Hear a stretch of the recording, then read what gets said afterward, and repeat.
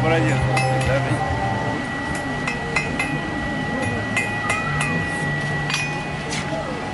Упор отлично работает. Кстати, его опередили.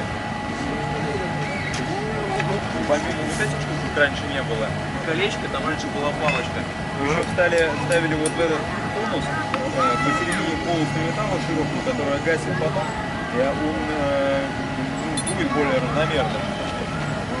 Раньше было такое, что там с одной стороны дуло дико вообще, а с другой стороны